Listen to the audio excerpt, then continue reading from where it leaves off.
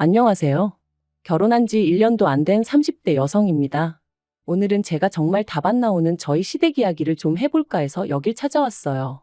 솔직히 어디 가서 자랑할 이야기도 아니고 제 얼굴에 침 뱉기 같아서 말하기도 뭐한데 그렇다고 안 하자니 그건 그거대로 또 답답하더라고요. 그러니 두서가 없더라도 가볍게 들어주시면 감사하겠습니다. 남편하고는 재수학원에서 알게 된 사이예요. 남편 말로는 수능을 망쳐서 재수를 한다고 했고, 저는 기왕 한 거 조금 더 욕심 좀 내볼까 하는 마음에 재수를 시작했었죠. 다만 저는 원래 시쳇말로 인생은 독고다이라는 생각으로 아무하고도 교류하지 않고 공부에만 몰두하려고 했는데, 학원에서는 그게 무조건 좋은 건 아니다 하면서 임의로 조를 짜주더라고요.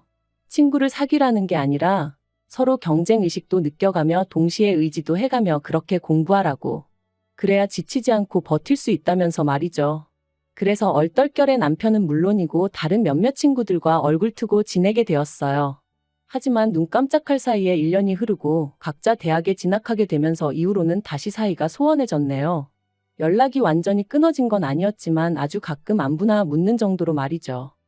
그러다 남편과 다시 만나게 된 건 같이 공부하던 친구의 결혼식에서였어요. 여담이지만 그 친구는 워낙에 낯을 많이 가려서 부를 친구가 거의 없다고 했고, 그러면서 저희더러 사람 살리는 셈치고 제발 와달라고 사정을 했었거든요. 아무튼 그래서 어쨌든 축하할 일이니까 좋은 마음으로 참석했는데 거기서 남편이 먼저 저를 알아보고 인사를 해왔습니다. 그리고 그게 계기가 되어 얼마 후에는 본격적으로 연애를 하게 되었죠. 남편은 대학을 졸업하고 이후로 워킹홀리데이도 다녀왔지만 취업이 쉽지 않았다고 했어요.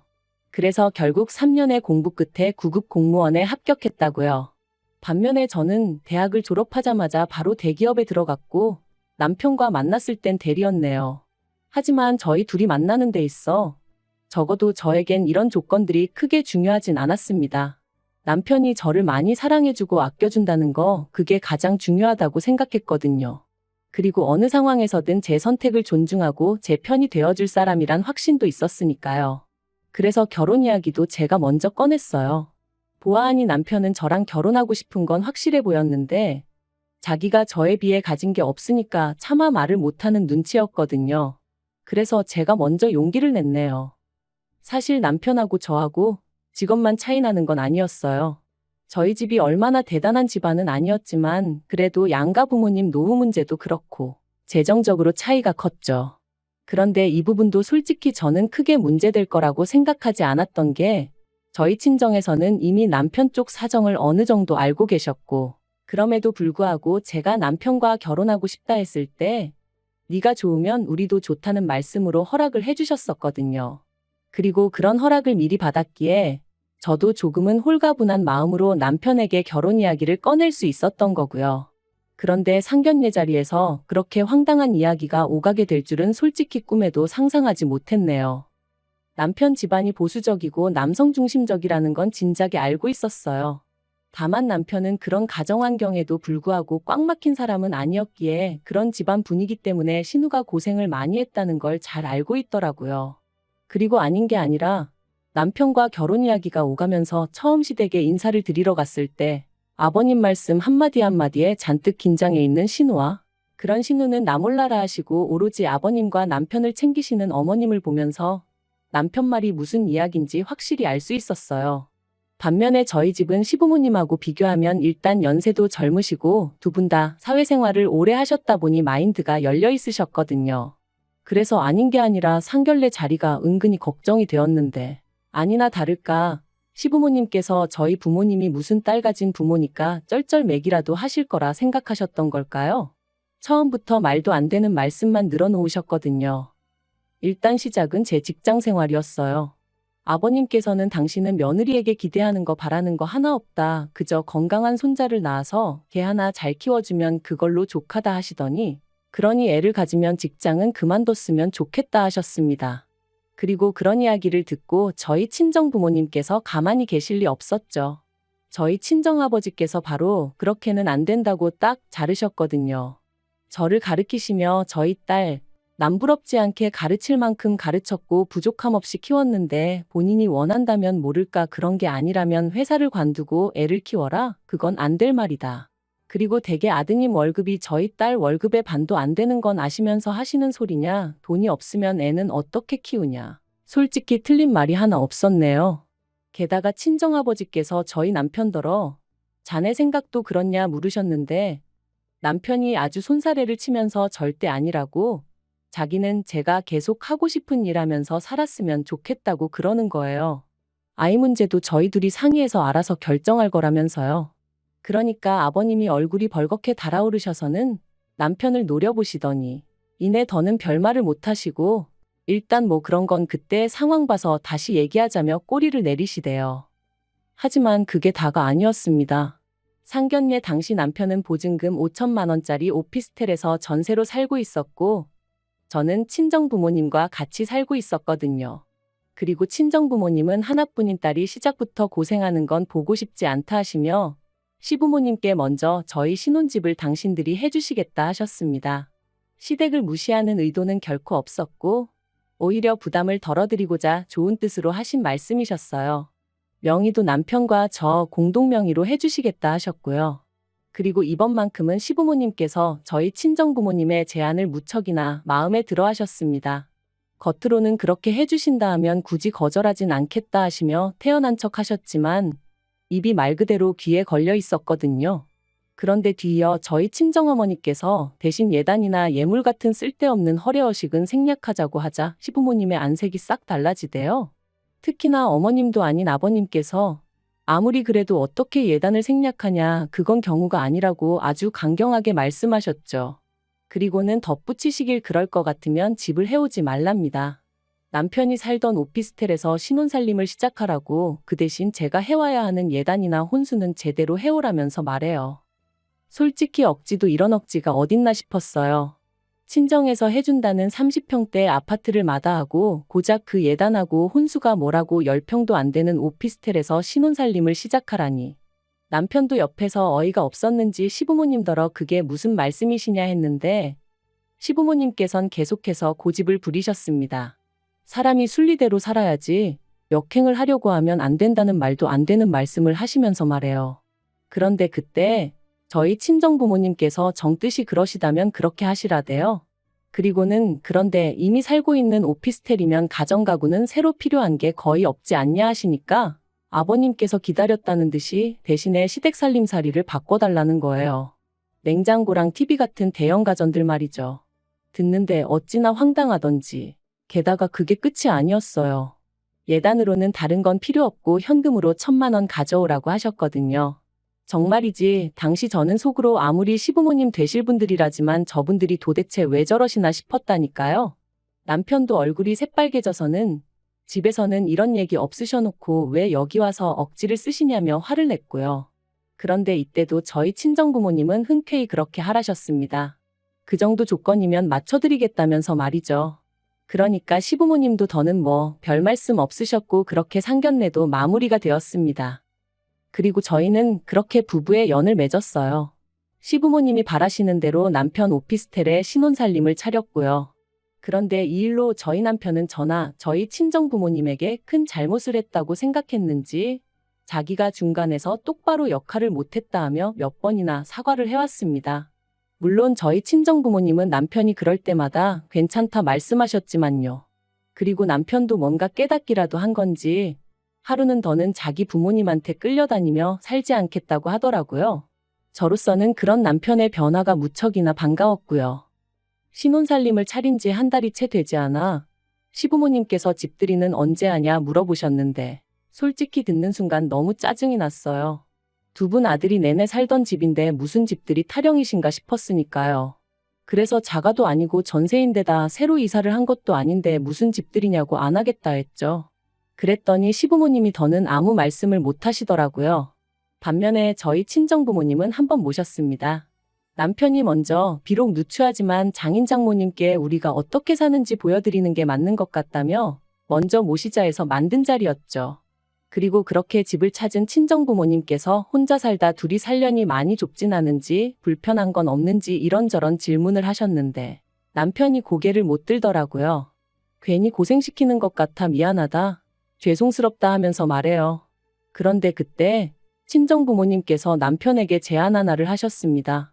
그러지 말고 이 오피스텔 계약이 언제 끝나냐 하시면서 계약 끝나는 대로 상견례에서 이야기했던 것처럼 아파트를 해줄 테니 거기로 이사를 하는 게 어떻겠냐고요. 그리고 저는 남편의 눈빛이 반짝이는 걸 봤어요. 솔직히 상견례 때도 시부모님 때문에 아파트가 눈앞에서 날아가는 걸 보고는 엄청나게 속상해했었거든요. 남편은 저희 부모님의 제안을 받아들였고 전세 만기까지는 3달밖에 남지 않은 상황이었습니다. 남편은 신이 나서 이사 준비를 시작했고 하는 말이 전세 보증금 5천 돌려받으면 시댁에 해드린 혼수 비용은 돌려주겠다고 하더라고요. 그리고 남은 돈으로는 저희 부모님이 해주시는 아파트에 들어갈 혼수를 하자대요. 철이 없는 건지 사람이 긍정적인 건지 솔직히 시부모님의 반응을 생각하면 걱정도 되었지만 그와는 별개로 저희 친정부모님의 제안을 오해 없이 기쁘게 받아줘서 고마운 마음이 컸어요. 그리고 저희는 계획대로 아파트로 이사를 했습니다. 그런데 아파트 명의는 친정부모님이 원래 약속대로 공동명의로 해주겠다 하시는 걸 남편이 거절하여 제 단독 명의로 했어요. 남편이 말하길 자기가 기여한 바도 없는데 욕심내지 않겠다면서 마음만 감사히 받겠다고 하더라고요. 게다가 남편은 돌려받은 전세 보증금 중 1,000만 원을 저희 친정부모님께 드렸습니다.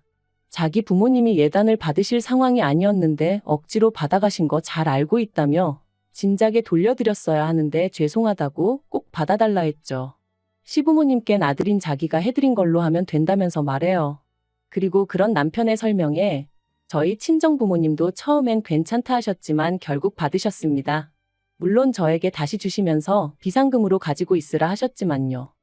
그렇게 이사하고 짐 정리하고 하다 보니 어느새 일주일 정도 지나 있었고 그간 이런저런 핑계를 대가며 어떻게든 어머님이 오피스텔에 오시는 걸 막았었는데 언제까지 숨긴다고 숨겨질 일도 아니었기에 어떻게 말씀을 드려야 하나 걱정이 이만저만이 아니었어요. 그런데 방법을 찾기도 전에 결국 어머님이 연락도 없이 저희 오피스텔에 찾아가셨던 모양이 돼요. 어떻게 말도 없이 이사를 갈 수가 있냐며 시댁이 완전히 뒤집어졌습니다. 시부모님께서 저희 친정부모님이 당신들을 얼마나 우습게 봤으면 이딴 짓을 할 수가 있냐며 크게 화를 내셨고 남편에게는 우리가 이런 꼴 보려고 너 대학 보내고 그런 줄 아냐 하시더니 난데없이 오피스텔 보증금을 내놓으라셨어요. 남편 돈이었지만 괘씸해서 당신들이 가져가야겠다는 억지를 쓰시면서 말해요. 그런데 남편도 보통은 아니었습니다. 남편이 남은 돈 없다며 딱 잘났거든요.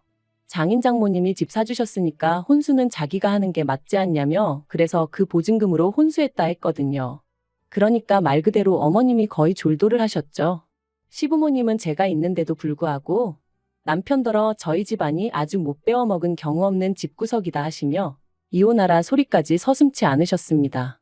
그리고 남편은 남편대로 이사한 아파트가 얼마나 좋은 줄 아냐며 장인 장모님이 잘해주시는 게 도대체 뭐가 문제냐며 시부모님께 따지고 들대요. 자기가 그래도 처복이 있어서 이런 것도 누리고 살게 되었는데 어머니 아버지는 도대체 뭐가 마음에 안 드시는 거냐면서 그러자 시부모님이 그런 것도 다 순서가 있는 법이라며 저희 친정부모님이 시부모님한테 저희한테 집을 사줘도 될지 그런 걸 허락을 받고 일을 진행하셨어야 된다는 거예요. 그러면서 아들 가진 부모랑 딸 가진 부모랑은 입장이 다른 거라며 그런데 저희 집은 그런 걸 몰라도 너무 모른다고 그리고 여자가 뭘 모르면 남자가 나서서 딱딱 정리를 해줘야 하는데 보아하니 저희 집은 저희 어머니가 너무 목소리가 크다고 그러니 이런 꼴이 나는 거라나요? 그리고 거기까지 듣고 있으니 도저히 가만히 있을 수가 없었습니다. 그래서 제가 아버님더러 지금 시대가 어떤 시대인데 말씀을 그렇게 하시냐고 따졌어요. 그리고 배운 걸로 따져도 저희 친정어머니가 아버님보다 더 배우셨고 사회적 입지로 봐도 훨씬 더 높으신 거 모르시냐? 아버님 이러시는 거 혹시 자격지심 아니냐고 쏘아붙였죠. 그런데 그걸로도 분이 안 풀려서 남편한테 당신도 아버님 말씀이 옳다 생각하면 나 따라오지 말고 그냥 이 집에 있으라고 했어요. 혼수하는데 든 돈은 내가 계좌이체로 지금 당장 보내주겠다면서요. 그랬더니 남편이 말 그대로 넌더리를 치며 무슨 소리냐고 자기는 저랑 가겠답니다. 그리고는 시부모님한테 이러실 거면 당분간 연락하지 마시라대요. 자기 이혼당하기 싫다면서 말이죠. 그러니까 어머님이 아버님한테 우리 아들 뺏겼다며 어떡하냐 하소연하시고 아버님은 아버님대로 저랑 남편 가만 안 두겠다고 욕을 퍼부으시고 정말이지 난리도 그런 난리가 없었답니다. 그리고 그날 이후로 지금까지 시부모님하고는 왕래가 없어요. 시부모님이 일방적으로 연락을 해오시긴 하시지만 여전히 그 억지스러운 태도를 고수하고 계신 탓에 대화가 통하지 않는 상황이죠. 다만 그 집에 남아있는 남편의 여동생, 그러니까 신우말로는 아버님 어머님의 다툼이 잦아지셨답니다. 어머님이 아버님더러 적당히 좀 하지 그랬냐며 능력도 안 되면서 무조건 윽박지르기만 한다고 애들이 콧방귀나 끼겠냐. 그러면 아버님은 그런 어머님한테 너가 뭘 안다고 나서냐. 네가 이러니까 아들이고 며느리고 저 모양이다. 솔직히 어머님이 아버님한테 걸핏하면 무시당하고 그러는 걸 저도 알다 보니 어떻게든 어머님만이라도 모시고 나왔으면 좋겠다는 생각도 아닌 게 아니라 몇 번이나 했었어요. 하지만 이제 와서 어머님이 아버님하고 이혼을 하실 것 같지도 않고 그렇다고 그러면 신우만이라도 데리고 나올까 그 생각도 해봤지만 솔직히 제가 평생 책임져 줄 수도 없는 상황이다 보니 지키지 못할 말은 안 하느니만 못한 거니까요. 한편 남편은 어머님이나 신우에 대한 걱정과는 별개로 당장 누리고 있는 생활에 몹시 만족하는 눈치입니다. 방마다 빌트인으로 되어 있는 에어컨을 보고는 장모님 센스가 장난이 아니시라며 요새는 집에 올 생각에 퇴근만 기다려진다대요. 전에 살던 오피스텔하고 비교하면 천국이 따로 없다면서 말이죠. 그리고 남편이 저희 친정부모님이 해주신 것들에 고마워하는 모습을 보는 것만으로도 솔직히 저도 너무 행복하고 친정부모님께 감사한 마음뿐입니다. 앞으로 그 은혜에 보답하기 위해서라도 남편과 알콩달콩 행복하게 사는 모습만 보여드리려고요. 그리고 언젠가 아버님도 당신의 과오를 깨닫게 되신다면 그땐 저희에게 미안해하시려나요? 저희는 아버님이 먼저 손을 내밀어만 주신다면 언제든지 잡아드릴 생각이니까 언젠가는 꼭 달라지셨으면 좋겠습니다.